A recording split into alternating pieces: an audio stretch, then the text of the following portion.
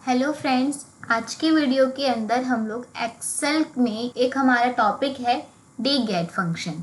ठीक है, आज के वीडियो के अंदर हम समझेंगे कि डी गेट का यूज़ हम कहाँ करते हैं।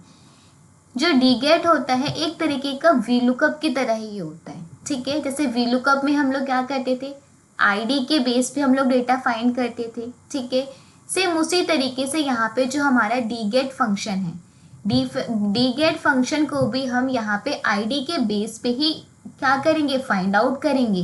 लेकिन लगाया कैसे जाएगा फॉर्मूला, बिल्कुल डी फंक्शन की तरह। ठीक है, जैसे हमने डी फंक्शन की वीडियो देखी थी आप लोगों ने, जो डी फंक्शन में जो फॉर्मूला थे सेम उसी तरीके से हम लोग यहाँ पे भी वही डी गेट में भी वही फॉर्मूला अप्लाई करेंगे, लेकिन किसके बेस पे, आईडी के बेस पे। तो यहाँ पे हमारा वी लुकअप, ठीक है, और जो हमारा डी फंक्शन है उन दोनों को कंबाइन करके हमारा बना है यहाँ पे डी गेट फंक्शन। ठीक है, तो चलिए हम लोग डी गेट फंक्शन को लगा के देखते हैं कि किस तरीके से हम लोग डी गेट फंक्शन को लगा सकते हैं। अब देखिए यहाँ पे हमारे पास कुछ स्टूडेंट के यहाँ पे डेटा दे रखे हैं। ठीक है, साथ में यहाँ पे उनके क्या दे रखे हैं, वो कोर्स दे रखे हैं कि वो कौन सा कोर्स करते हैं, स्टूडेंट के नाम दे रखे हैं, उनकी फ़ीस दे रखी है, उनकी बैलेंस फ़ीस दे रखी है। अब मुझे यहाँ पे क्या करना है, स्टूडेंट की आईडी के बेस पे, या फिर मैंने आईडी के बेस पे ही हम डेटा यहाँ पे फाइंड आउट करेंगे। स्टूडेंट की आईडी के बेस पे मुझे जो भी डेटा फाइंड करना है मैं यहाँ पे कर सकती हूँ। ठीक है, तो यहाँ पे देखिए एक मैंने यहाँ पे फॉर्मूला लगाया भी है कि मुझे यहाँ पे रोमन के बारे में जानना है। ठीक है, तो मैंने यहाँ पे उसकी आईडी यहाँ पे ले ली, फॉर्मूला लगाया और फॉर्मूला आपको यहाँ पे मिल जाएगा। ठीक है, तो चलिए एक एक करके हम इसको फॉर्मूला को लगा के देखते हैं। हमने यहाँ पे एक आईडी ली है, हमारा क्राइटेरिया क्या है, यहाँ पे सबसे पहले तो हमें अपना क्राइटेरिया देना पड़ेगा, क्योंकि डी फंक्शन में भी हमने क्या किया था, अपना क्राइटेरिया दिया था। तो सबसे पहले हम स्टूडेंट को यहाँ से सिलेक्ट करेंगे और जो भी हमारा क्राइटेरिया, मान लीजिए मेरे को क्राइटेरिया देना है ये वाली रेंज, तो मैंने यहाँ से इसको कॉपी किया और यहाँ पे मैंने उसको यहाँ पे जाके पेस्ट कर लिया। ये मेरा हो गया क्राइटेरिया। ठीक है, अब मुझे इस क्राइटेरिया के बेस पे जो भी डेटा फाइंड करना है मैं यहाँ पे उसको कर सकती हूँ। मान लीजिए मुझे यहाँ पे ये जानना है कि जो ये आईडी है, ये जो स्टूडेंट है जिसकी भी मैंने यहाँ पे आईडी लिखी है, उसकी टोटल फीस कितनी है और उसका नाम क्या है। ठीक है, तो सबसे पहले तो मैं ये जानती हूँ उसका नाम क्या है।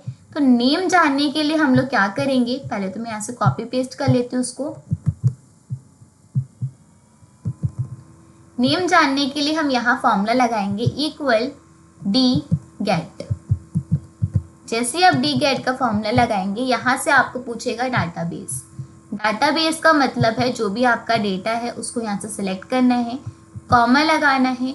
फील्ड का मतलब है आपको क्या चीज़ जाननी है, हमें क्या जानना है, उसकी हेडिंग को आपको सिलेक्ट करना है। हमें जानना है स्टूडेंट, तो स्टूडेंट की हेडिंग को आप सिलेक्ट करिए, या तो आप यहाँ से कर सकते हैं या फिर आप यहाँ से कर लीजिए। फिलहाल अभी मैं यहाँ से कर लेती हूँ स्टूडेंट की हेडिंग को सिलेक्ट, कॉमा लगाना है।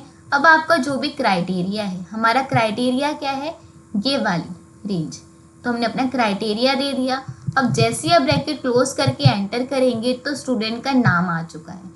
तो देखिए क्या स्टूडेंट का नाम सही आ रहा है, बिल्कुल सही आ रहा है। ठीक है, अब मुझे यहाँ पे ये जानना है इसकी बैलेंस फीस कितनी है। तो क्या मैं ऐसा कुछ कर सकती हूँ कि मुझे यहाँ पे कोई दूसरा फॉर्मूला भी ना लगाना पड़े और मुझे उसकी फ़ीस भी पता चल जाए। तो आप क्या कर दीजिए, बस उसकी हेडिंग चेंज कर दीजिए।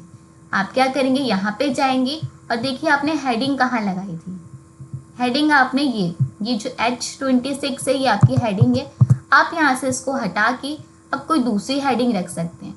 अब मुझे यहाँ पे जानना है इसकी बैलेंस फीस कितनी है मान लीजिए, तो जैसे मैं बैलेंस फीस पे यहाँ पे टिक करके एंटर करूँगी तो मुझे पता चल जाएगा कि जो उसकी बैलेंस फीस है वो बिल्कुल नहीं है, कोई भी बैलेंस नहीं है उसकी फ़ीस। ठीक है, अगर मैं उसकी टोटल फीस जानना चाहती हूँ तो बस आपको क्या करना है, यहाँ पे जाके उसकी जो फील्ड है उसको चेंज कर देना है। बाकी डेटा आपका सेम रहेगा, बस आपकी फील्ड चेंज हो जाएगी। इसी तरीके से आप जिसका भी डेटा यहाँ पे फाइंड आउट करके देखना चाहते हैं वो आप यहाँ पे देख सकते हैं। अब मान लीजिए मेरे को यहाँ पे जानना है किसी स्टूडेंट का नाम, तो यहाँ से मैं क्या करूँगी, पहले तो यहाँ से इसकी रेंज को सेलेक्ट कर लेते हैं हम स्टूडेंट वाली और एंटर कर लेते हैं। अभी उसका नाम पता चल गया मुझे, लेकिन यहाँ पे मैंने आईडी नंबर चेंज कर दिया। मैंने यहाँ पे आईडी नंबर इस बार रख लिया ये वाला। मैं लास्ट वाले को कॉपी पेस्ट कर देती हूँ यहाँ पे जाके। जैसे मैं यहाँ पे कॉपी पेस्ट करूँगी अब मुझे इसका आंसर मिल जाएगा। रिंकू का मुझे इसने आंसर बता दिया कि ये जो आईडी है वो कौन से स्टूडेंट की आईडी है, रिंकू की आईडी है। तो इस तरीके से हम लोग डीगेट की मदद से, फंक्शन की मदद से अपने डेटा को फाइंड आउट कर सकते हैं विद किसकी हेल्प से, आईडी के बेस पे। तो ये जो हमारा डी गेट फंक्शन है ये हमारा दो फंक्शन को मिला के बना है। एक तो हमारा डी फंक्शन, एक दूसरा हमारा वी लुकअप। ठीक है, तो ये दोनों को मिला के हमारा डी गेट बना है और ये बहुत इंपॉर्टेंट है। ठीक है, तो आई होप आपको ये वीडियो अच्छी लगी होगी।